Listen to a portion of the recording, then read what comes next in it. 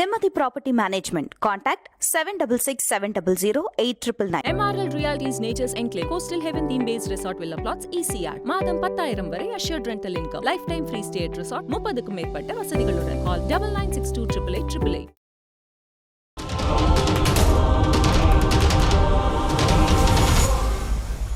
அன்னை பர்னிச்சர்ஸ், அன்னை திருமண சீர்வரிசை பொருட்கள், டிவி, ஃபிரிட்ஜ், வாஷிங் மெஷின் உள்ளிட்ட 200க்கும் மேற்பட்ட பொருட்கள் அடங்கிய திருமண சீர்வரிசை ரூபாய் 99,000 மட்டுமே. தமிழகம் முழுவதும் இலவச டோர் டெலிவரி. தொடர்புக்கு 7550144440 9345044044. ஃபோர்த் ஸ்டேட் தமிழ் நேயர்களுக்கு அருள்மொழிவர்மனின் அன்பார்ந்த வணக்கங்கள். இது உங்கள் ஃபோர்த் ஸ்டேட் தமிழ் வழங்கும் பெருதனும் பெருதுகள் நிகழ்ச்சி. இன்றைய நம்ம வந்திருக்கிறார் பிளாக் அண்ட் ஒயிட் யூடியூப் சேனலுடைய ஆசிரியர், மூத்த பத்திரிகையாளர் மரியாதைக்குரிய திரு குபேந்திரன் அவர்கள். வணக்கம் சார். வணக்கம். எப்படி இருக்கீங்க? நல்லா இருக்கேன். தமிழ்நாட்டினுடைய ஒரு முக்கியமான ஒரு நிகழ்வு இன்னைக்கு நடந்திருக்கிறதுன்னு சொல்லலாம். தமிழக அரசின் சார்பாக, இந்து சமய அறநிலையத்துறையின் சார்பாக அனைத்துலக முத்தமிழ் முருகன் மாநாட்டை அமைச்சிருக்கிறாங்க. முதலமைச்சரே துவங்கி வைத்து ஒரு உரையாற்றி காணொலி வாயிலாக துவங்கி வச்சிருக்கிறார். 2 நாள் நடக்க போகிறது. எப்படி பார்க்குறீங்க?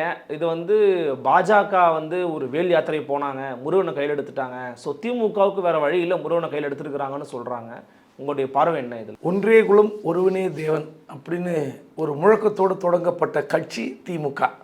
நாங்கள் கடவுள் இல்லைன்னு சொல்ல மாட்டோம், அதே நேரத்தில் போய் இருக்குதுன்னு சொல்லி தேங்காய் உடைக்கிற பழக்கம் எங்களுக்கு இல்லைன்னு சொல்லி அண்ணா அந்த கொடுத்த வழி இன்றைக்கி எத்தனையோ வெவ்வேறு ரூபங்களில் நடைபோட்டு போய் கொண்டிருக்கிறது. இன்னும் சொல்லப்போனால் திமுகவில் இருக்கிற பலர் உறுப்பினர்கள், நிர்வாகிகள், அமைச்சர்கள் பார்த்திங்கன்னா காவி வேட்டி கண்டு சபரிமலைக்கு போகிறது, விரதம் இருப்பது இதெல்லாம் நடந்து கொண்டிருக்கிறது. ஸோ இதை நீங்கள் குறைன்னு சொல்ல முடியாது. ஏனென்றால் நாளுக்கு நாள் ஆன்மீக பக்தி அது வேறு மாதிரி போயிடுச்சு. நம்ம இது சொன்னோம்னா நம்ம மேலே ஒரு குரூப் பாய்வதற்கு ரெடியாக இருப்பாங்க. ஓகே. ஆமாம், இந்த பக்தி விட போலி பக்தி அதிகமாகி கொண்டிருக்கிறது. இப்போ கடவுளை கும்பிட்றதே ஒரு ஃபேஷனாக இருக்குது. இப்போ நீங்கள் ஒன்று வேண்டாம், தமிழ்நாட்டில் ஒரு சர்வே எடுங்க, எல்லா கோயில்களிலும் கூட்டம் இருக்குது. அதாவது ஒரு நாள் கிழமைன்னு சொல்லுவாங்க, ஒரு பண்டிகை தினத்தில் அல்லது விடுமுறை தினத்தில் கோயிலுக்கு போயிட்டு வரலான்றோம். நீங்கள் எந்த கோயில் போனாலும் எல்லா நாளிலும் கூட்டம் இருக்கிறது. நீங்கள் நான் வடார்காடு மாவட்டத்தை சேர்ந்தேன். நான் கல்லூரி படிக்கும்போது திருவண்ணாமலைக்கு போயிருக்கிறேன், அப்ளிகேஷன் வாங்க போயிருக்கிறேன். ஆனால் அப்போல்லாம் அந்த கிரிவலம்ன்ற கான்செப்டே கிடையாது. ஓகே. நான் படித்த காலத்தில் எங்கள் ஊர்லேருந்து யாரும் திருவண்ணாமலைக்கு கிரிவலம் போனதாக எனக்கு ஞாபகமே கிடையாது. திடீர்னு ஒரு 94, 95க்கு மேலே புதுசாக என்னுடைய கல்லூரி தோழர்கள், படித்தவர்களாம் திருவண்ணாமலைக்கு பௌர்ணமிக்கு கிரிவலம் போகிறேன்னு புதுசாக இருந்தது எனக்கு. அப்போது யோசித்து பாருங்கள், இப்படிப்பட்ட கேள்விப்படாத ஒரு செய்தி. உடனே என்ன சொல்கிறாங்க, நம்ம நட்பு வட்டாரத்தில் 100 வருஷத்துக்கு முன்னாடி இருந்தது, திருவண்ணாமலை மட்டுமல்ல பழனி மலையில் இருந்தது, இப்போ ஆக்கிரமிப்பினால் அடைக்கப்பட்டிருக்கிறது வழியெல்லாம், மலைப்பாதை சுற்றி ஒரு இதுதான் கிரிவலம், வரலாறு இருக்குது, சித்தர்கள் பாடியிருக்கிறார்கள், இப்படி ஆளுக்கு ஒரு கதையை சொல்லிட்டாங்க. சரி, ரைட், இருந்துட்டு போட்டோம். யோசித்து பாருங்கள், பௌர்ணமியில் நடந்தவங்க போய் இப்போ திங்கட்கிழமை நடந்தால் உங்களுக்கு கல்யாணமாகும், செவ்வாய்க்கிழமை நடந்தால் உங்களுக்கு செல்வம் வரும், புதன்கிழமை நடந்தால் கல்வி வரும்னு அவன் கதை கட்டிகிட்டு இருக்கான். பத்திரிக்கையாளர்கள், சினிமாக்காரர்கள், இப்போ எல்லாரும் ஜோசிக்காரர் ஆகிட்டாங்க, எல்லாரும் ஆன்மீக செம்மல்கள் ஆகிட்டாங்க. ஓகே. ஆளுக்கு கதையை சொல்ல வேண்டிய இப்போ எல்லா கோயிலையும் கூட்டம். ஸோ அதனால் இப்போ அந்த அரசாங்கம் என்ன பண்ணோம்? நீங்கள் திமுகவோட கொள்கை என்ன, அதோடைய தாய் கழகம் என்ன சொல்லிச்சு, மூட நம்பிக்கை ஒழிக்க வேண்டும், இப்படிலாம் பேசிட்டு இருந்தால் இப்போ என்ன சொல்கிறாங்க? இன்றைக்கி முன்னாள் ஆளுநர், பாஜகவோட முன்னாள் தலைவர் என்ன சொல்கிறாங்க? தமிழிசை, இந்த மாநாடு கையில் எடுக்கவில்லை என்றால், ஆன்மீக விஷயத்தை கையில் எடுக்கவில்லை என்றால் 2026 திமுகவுக்கு நெருக்கடி வரும், தோல்வி நிச்சயம்லாம் பேசிகிட்டு இருக்காங்க.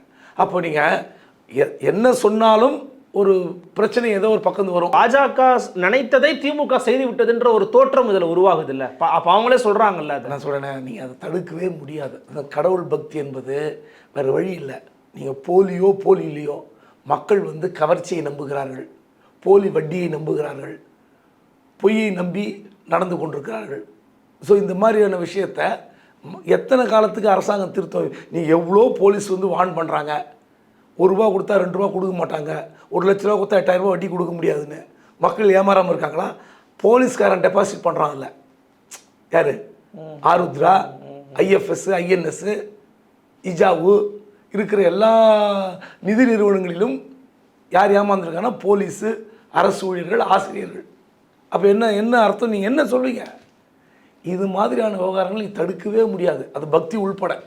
அதனால் அது அரசாங்கம் நடத்துவது என்பதால் இதுக்கு ஒரு நம்ம காரண காரியம் கற்பிப்பது சரியாக இருக்காது. அதுவும் அந்த துறையினுடைய அமைச்சர் வருடந்தோறும் காவி கொட்டி கொண்டு இருக்கிறார்.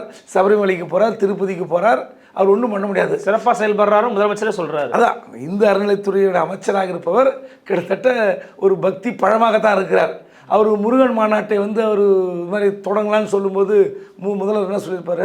சரி பண்ணுங்க, ஏதோ ஒன்று பண்ணுங்க, அதனால் பக்தி மார்க்கம் கொண்டிருப்பவர்கள் திமுக மீது கோபத்தை தணித்துக் கொள்வார்கள் அப்படின்னு நினச்சிருக்கலாம். அதுக்கு இது ஒரு டாக்டிக்ஸ் தான், இது ஒரு அரசியல் தான், முழுக்க முழுக்க அரசியல் தான். ஓகே, இப்போது ரம்ஜான் நோன்பு திறந்தால் சிஎம் போகிறார்ல, அப்போ அதே மாதிரி தான் இதுக்கு வாழ்த்து சொல்ல வேண்டியது. இதுக்கு உலக மாநாடு மாதிரி ஒரு கவரேஜ் கொடுக்க, அனைத்துலக முருகன் மாநாடு, முத்தமிழ் முருகன் மாநாடு. அதான் சொல்கிறேன்னே, இப்படியான விஷயங்களில் அரசாங்கம் நடக்க வேண்டி இருக்கிறது. எல்லாம் ஓட்டு அரசியல், வேறு ஒன்றும் இல்லை. அரசியலும் முடிச்சிட்டிங்க. அதை ஓட்டு அரசியல் தான், இன்னும் வெளிப்படையாக ஓட்டுன்னு வர அரசியல் இருக்குண்ணே, வேறு வழி இல்லை. இப்போ நீங்கள் திமுக இவங்க என்ன சொல்லுவாங்க, பாஜக கோயில் சொத்து அபகரிக்கிறாங்க, கோயில் பிரச்சனைகள் நிறைய இடத்துல இருக்குது, அதுக்கு காரணம் திமுக அப்படிலாம் சொன்னாங்க. ஆனால் எந்த இடத்துல கும்பாபிஷேகம் நடத்தாமல் இருக்காங்களா சொல்லுங்கள்? நடத்திட்டு தான் இருக்காங்க. அப்புறம் ஏதாவது கோயில் பிரச்சனை வந்தால் தடுக்காமல் இருக்காங்களா? நீங்கள் நகையெல்லாம் உருக்கி அடிச்சுன்னு போயிடறாங்க, அதெல்லாம் எதுவுமே கிடையாது. கோயிலில் போடுற பணம் யார் பணம்? பக்தர்கள் பணம். பக்தர்கள் யார்? பொதுமக்கள்.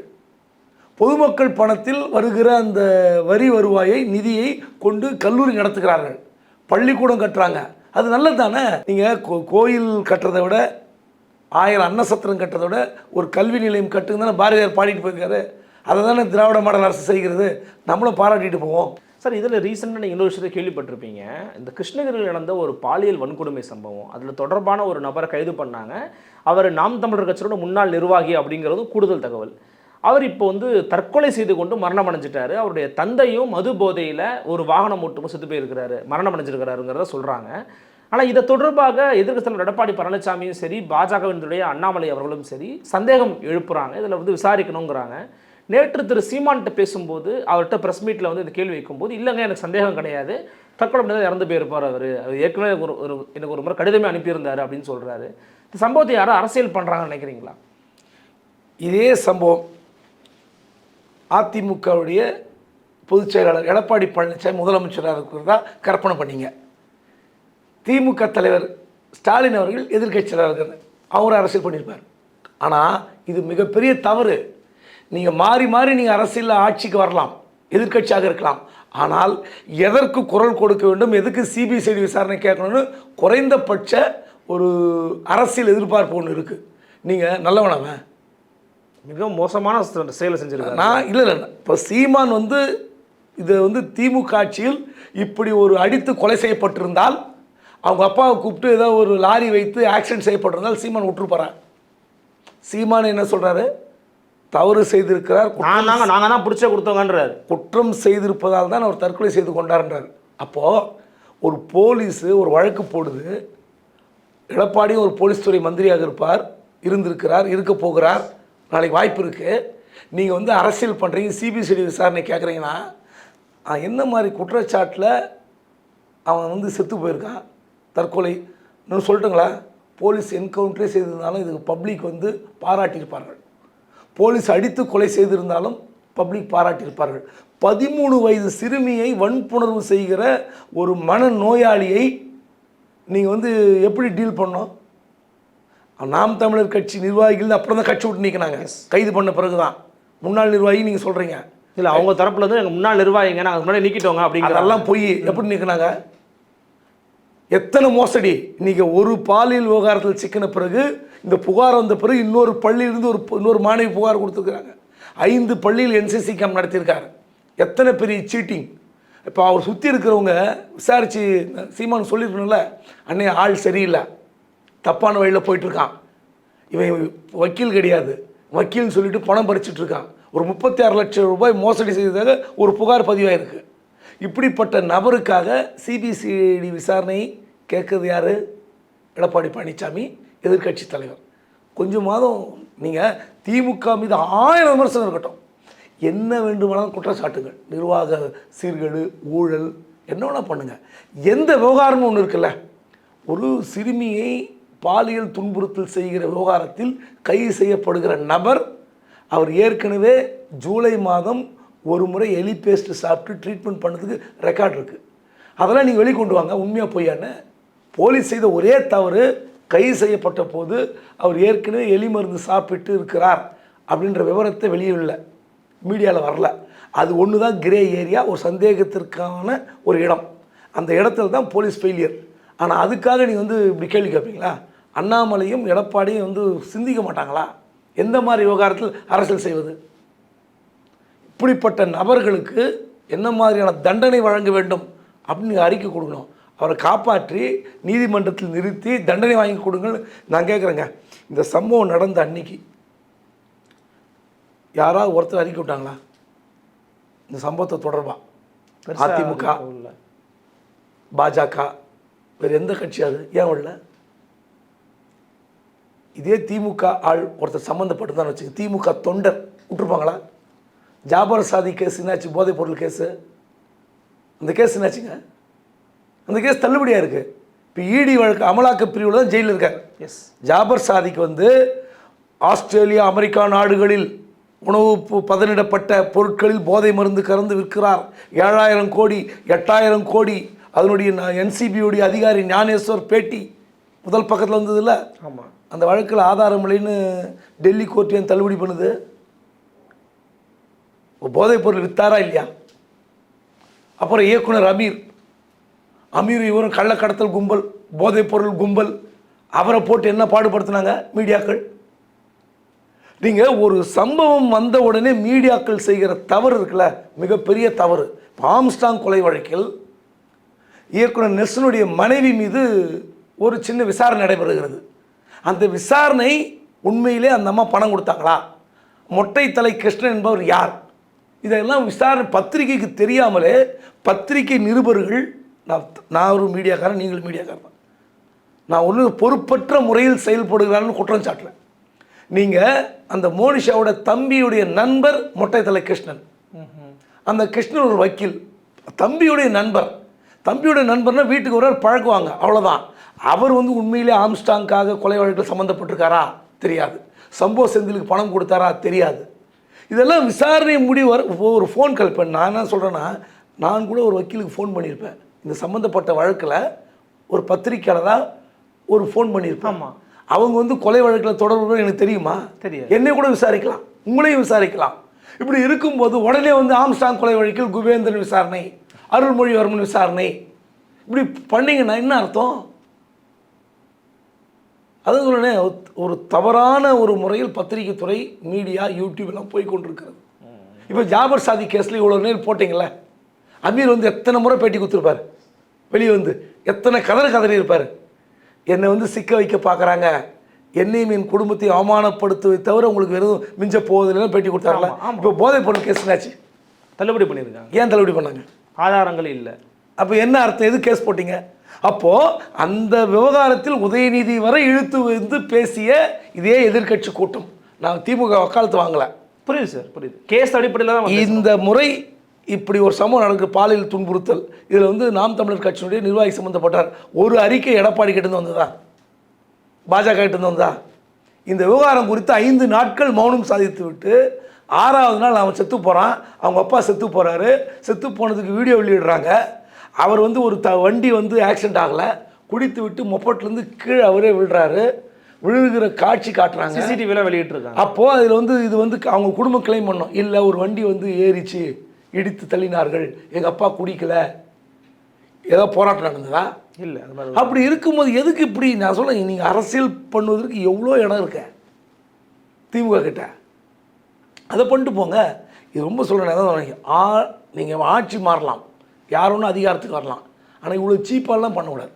அது வந்து சாதாரண டீ கடையில் உட்காந்து அரசியல் பேச கூட இதெல்லாம் ரசிக்க மாட்டாங்க. சரி, காவல்துறை தொடர்பாக சில விஷயங்கள் வந்து நம்ம தொட வேண்டியதுக்கு பேசுகிறாங்க அப்படிங்கிறதுனால இன்றைக்கு கூட நீங்கள் பார்த்துருப்பீங்க, திருச்சி காவல் மாவட்ட கண்காணிப்பாளர் திரு வருண்குமார் அவர்கள் வந்து ஒரு நீண்ட அறிக்கை ஒன்று வெளியிட்டிருக்கிறாரு. அதில் நாம் தமிழர் கட்சி தான் அவர் வந்து சொல்கிறாரு அப்படிங்கிறது தெரிஞ்சு கொள்ள முடிகிறது. பட் இன்டெரக்டாக அவர் கட்சி ஒருங்கிணைப்பாளர்கள்ன்ற மாதிரி தான் பேசுகிறாரு. இந்த சம்பவம் நடப்பதற்கான காரணங்கள் என்ன? ஏன்னா ஒரு பக்கம் சில பத்திரிகையாளர்கள் சொல்லும்போது ஒரு ஐபிஎஸ் அதிகாரி இவ்வளோ தூரம் பண்ண தேவையில்லை அப்படிங்கிறாங்க, ஒரு கட்சி தலைவரும் இப்படி பேசக்கூடாதுங்கிறாங்க. என்ன நடக்குது ஆக்சுவலி எப்படி புரிஞ்சுக்கணும் ஒரு பத்திரிகையாளராக? ஐஏஎஸ் அதிகாரிட்டும் ஐபிஎஸ் அதிகாரிட்டும் அவர்கள் எங்கே ஒரு நிர்வாகத்தில் இருக்கும்போது எதிர்க்கட்சிகள் விமர்சிக்கும். அது வந்து இனி நேற்று இல்லை, புதுசும் கிடையாது, நடந்துகிட்டு இருக்கிறது. கடந்த கால அரசியல் நடந்திருக்கிறது. ஜெயலலிதா சில அதிகாரிகள் பெயரை சொல்லி குற்றம் சாட்டியிருக்கிறார். இதே உதயநிதி இப்போ சமீபத்தில் சிக்கலில் போய் ரிட்டையர் ஆகியிருக்கிற பாலியல் துன்புறுத்தல ஒரு போலீஸ் பெண் அதிகாரி ராஜேஷ் தாஸ், அவரை வந்து நாங்கள் ஆட்சிக்கு வருவோம் உங்களை பார்த்துக்கிறோன்னு சொன்னவர் தான். புரியுதுங்களா? இப்படி ஒவ்வொரு ஆட்சி காலத்திலும் மாறி மாறி குற்றம் சாட்டுவது இயல்பு. ஆனால் ஒரு அதிகாரி என்பவர் ஒரு கட்டத்திற்கு மேல் எப்படின்னா அவர் செய்த இப்போ வந்து வருண்குமார் சோஷியல் மீடியாவிலேருந்து வெளியே போயிருக்கார். என் குடும்பத்தையும் என் குழந்தைகளையும் அவமானப்படுத்துகிறார்கள். அது வந்து மிக ஆபாசமாகவும் அருவருக்கத்தக்க வகையிலும் தொடர்ந்து மோசமாக எழுதுறாங்கன்னு சொல்லி பல ஃபேக் ஐடிஸ் ட்விட்டரில் இருக்கிறாங்கன்னு அதை பட்டியல் போட்டு கொடுத்துருக்காரு. ஆமாம், அதெல்லாம் மிக மிக கொடுமையானது, கோரமானது, தவறானது. அதாவது இது வந்து எந்த இடத்துலையும் காம்ப்ரமைஸே பண்ணிக்கூடாது. யாராக இருந்தாலும், தனி மனிதராக இருந்தாலும் நீங்கள் வந்து அருவருக்கத்தக்க வகையில் அவங்கள ஃபோட்டோ மார்ஃபிங் பண்ணுறது, கேலி பண்ணுறது, இது பல அரசியல் கட்சிகள் செய்கின்றன. இப்போ நாம் தமிழர் செய்கிற இந்த கேவலமான அரசியலை பல அரசியல் கட்சிகள் செய்திருக்கின்றன. அதில் பாதிக்கப்பட்டது நானும் கூட. இன்னொரு கட்சி இப்போ அது தேவையில்லாமல் அந்த கட்சி இழுக்க விரும்பலை. நான் ஒரு பத்திரிகையில் பொறுப்பில் இருக்கும்போது இதே மாதிரி பண்ணாங்க.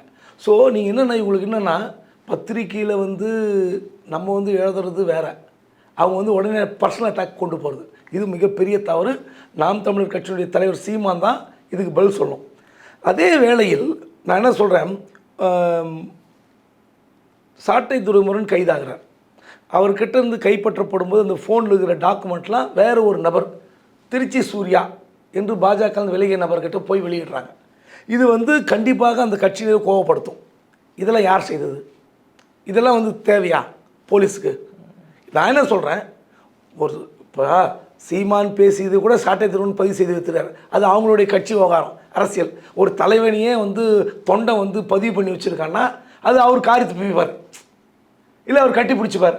அப்பா பரவாயில்ல, நான் பேசக்கூடிய பாதுகாத்து வச்சுருக்கேப்பா, இதெல்லாம் பெரிய வரலாற்று ஆகணுமாப்பா அப்படின்னு அவர் கட்டி பிடிச்சிக்கிட்டோம், இல்லை காரி துப்பிட்டோம், அது அவங்களுடைய அரசியல். ஆனால் இதெல்லாம் அவங்கக்கிட்டேருந்து ஃபோனில் எடுத்து வெளியிடும்போது இதுக்கு பிரச்சனை யார், ஆரம்ப புள்ளி யார் செய்து வைத்தது? நான் அதுக்காக வந்து குடும்பத்தையோ குழந்தையோ அவதூறை நீங்கள் யாருமே ஆதரிக்க முடியாது. நான் என்ன கேட்குறேன், இந்த மாதிரியான ஒரு போட்டி பொறாமை அரசியல் ஏன் ஒரு அதிகாரி கையில் எடுக்கணும்? யாருக்காக கையில் எடுக்கணும்? ஒரு திமுக பெரிய ஒரு டீம் இருக்குது, அவங்களுக்கு ஐடி விங் இருக்குது, அவங்க பார்த்துக்க போகிறாங்க. ஸோ நான் என்ன சொல்கிறேன்னா, இப்போ வந்து ஒரு சிக்கலை ஆரம்பத்திலிருந்து விவாதிக்கும் போது அந்த சிக்கலுக்கு ஆரம்ப புள்ளி யார்? ஸோ இப்போ ரெண்டு பக்கமும் வந்து தவறு இருக்குது. அதுக்காக சீமான் கட்சியும் அந்த நிர்வாகிகள் செய்கிற தவறு வந்து ஏற்கவே முடியாது. அவர்கிட்ட பத்திரிகையாளர்கள் கேட்கும்போது நாங்கள் வந்து அவர் அவதூறாக பேச சொல்லி நாங்கள் பணமாக கொடுக்குறோம், அந்த மாதிரி யார் தவறு பண்ணாலும் நாங்கள் உடனடியாக கட்சி விட்டு நீக்கியிருக்கிறேன், நாங்கள் ஒரு நாள் ஆதரிக்கவே மாட்டேன், தனிமனித தாக்குதல் பண்ணவே மாட்டேன்னு இன்றைக்கி வந்து ஒரு ப்ரெஸ் மீட் ஒன்று கொடுத்துருக்காரு. சீமான் பேசுவது வந்து ஏற்கவே முடியாதுங்க. அவர் வந்து என்னென்ன சொல்லுவார், அவரை பற்றியே சொன்னாக்கா இந்த மாதிரி அவதூறாக பேசுவதற்கு கற்றுக் கொடுத்த தாய் கழகமே திமுகம்பார். அவர் பேசலையா இவர் பேசலையாம்பார். அதாவது கட்சியினுடைய ஒரு 5ஆம் கட்ட 6ஆம் கட்ட கடைநிலை பேச்சாளர்கள் பேசுவதும் கட்சி தலைவர் பேசும் வித்தியாசம் இருக்குது. மேடையில் நீங்கள் 4 சுவருக்குள்ளே என்ன ஒன்றா பேசுவாங்க கட்சி தலைவர்கள், அது நமக்கு தேவையில்லை. ஆனால் மேடையில் எப்படி பேசணும், நீங்கள் எப்படி பேசுகிறீங்க, தலைவரை எப்படி பேசுகிறீங்க, அவன் இவன். இதே வருண்குமார் எப்படி பேசுனீங்க, அவர் எங்கள் ஊருக்கார் தான், அவருக்கு வந்து இந்த ஜாதி பேரெல்லாம் சொல்லி இவங்களெல்லாம் பிடிக்காதுன்னு சொன்னீங்க. அப்போ நீங்களே ஒரு ஜாதி முத்திரை குத்துறீங்க எஸ்பி மேலே, அவர் வேறு ஒரு ஜாதி, இந்த ஜாதியெல்லாம் அவருக்கு பிடிக்காது அப்படின்னு பேசுகிறீங்க. அப்புறம் நீங்கள் கடுமையாக பேசுகிறீங்க, எத்தனை நாள் அதிகாரத்தில் இருப்பீங்க, வாங்க நாங்கள் பார்த்துக்கிறோங்க. ஸோ நீங்களே இப்படி பேசும்போது உங்கள் கட்சி தொண்டர்கள் இப்படி ஒரு படி மேலே ஏறி போவாங்க. ஏன்னா நீங்கள் மெச்சிக்கணும், நீங்கள் ஆதரிக்கணும், நீங்கள் ரசிப்பீங்கன்னு சொல்லி அவங்க ஒரு படி மேலே போகிறாங்க. அந்த மாதிரி இப்போது சிவாஜி கிருஷ்ணமூர்த்தி பேசுகிறார், அப்புறம் வேறு ஏதாவது ஒரு நபர் பேசுகிறாருன்னு சொல்வதற்காக நீங்கள் அப்படி பேசக்கூடாது. கட்சி தலைவராக அப்படி இயங்கக்கூடாது, அதுதான் தவறு. கட்சி தலைவர் பேசும்போது தான் சிக்கல் வரும். கட்சி தலைவரே இப்படி பேசினால் கட்சியினுடைய மற்ற நிர்வாகிகள் எப்படி பேசுவார்? ஸோ இந்த விவகாரத்தை ரெண்டு பக்கமும் முதல்ல கைவிடணும். இந்த அவதூறு பேச்சுக்கள். ரெண்டாவது இப்போ வந்து திமுக கூட இப்போ சீமானுக்கு பதில் சொல்கிறாங்களே, என்னை கேட்டால் விட்டுடணும். சீமான் வந்து கலைஞரை எத்தனை அவதூறு செய்தாலும் திமுக கண்டுகொள்ளவே கூடாது. ஒரு கட்டத்தில் மக்களே அவரை புறக்கணித்து விடுவார்கள். நீங்கள் செத்துப்போன தலைவரை இவரால் தான் தமிழ் நிலம் கெட்டு போய்விட்டது, இவரால் தான் தமிழ்நாடு குட்டிச்சவராகி விட்டது, எங்களை ஏமாற்றி விட்டார், இப்படிலாம் சொல்கிறார்ல, இவரே எக்ஸ்போஸ் ஆவார். ஏன்னா ஒரு கட்டத்துக்கு மேலே நீங்கள் அரசியலை வந்து வளர்க்க வேண்டும் என்றால் அதுக்கு 1000 வழி இருக்குது. நீங்கள் செத்துப்போன தலைவரை திட்டி திட்டி திட்டி உங்கள் கட்சியை வளர்க்கணும், இல்லை அந்த இளைஞர்களை ஈர்க்கணும்னா அது வந்து ஒரு 5% கூட உங்களுக்கு உதவாது. இது அவருக்கு ஒரு காலம் கடந்து உணரப் போகிறார். அதனால் திமுக அமைதி காப்பது தான் நல்லது. ஏன்னா இப்போ பாருங்கள், முதல்ல பேசினார், இப்போ நான் இல்லைங்கிறார். எங்கள் கட்சிக்காரங்க அந்த மாதிரி பண்ண மாட்டாங்க, நான் உடனே நீக்கிடுவேன் அப்போ அப்படி. இன்னைக்கு இத்தனை பேர் பட்டியலில் போட்டிருக்காரு வருண்குமார், அவங்களுடைய ஐடியோடு போட்டிருக்காரு, இவங்களை சும்மா விட மாட்டேன்னு. இந்த கட்சிக்காரங்களாம் என் கட்சியில் நீக்க வரா, தேடி கண்டுபிடிச்சி உண்மையை சொல்வாரா? அதனால் இந்த விவகாரம் என்பது ஒரு ஒரு முள் மீது நடப்பது போல் பார்த்து கவனமாக நடக்கணும். ரெண்டு பக்கம் கூறிய கத்தியை எப்படி கையாளணும் அப்படி கையாள்வது தான். நீங்கள் வந்து அதிகாரியாக இருக்கும்போது ஒரு அரசியல் கட்சியில் புகார் வந்தால் எப்படி நடந்து கொள்ள வேண்டும் என்று அதிகாரிக்கு ஒரு எல்லை இருக்கிறது. அதே மாதிரி அரசியல் கட்சிகளும் ஒரு அதிகாரி ஒரு புகார் சொன்னால், இல்லை ஒரு தப்பாக நடவடிக்கை எடுத்தாலோ, இல்லை அவர் ஏதோ பேசினாலும் அது நீங்கள் விமர்சிப்பதற்கு ஒரு எல்லை இருக்கிறது. எல்லை கடந்து போனால் 2 பேருக்கும் சிக்கல். நிச்சயமாக பல விதமான கேள்விக்கு ரொம்ப யதார்த்தமாக வெளிப்படையாக பதில் கொடுத்துக்க மிக்க நன்றி சார். நன்றி. நன்றி. மக்களை சந்திக்கலாம். நன்றி, வணக்கம்.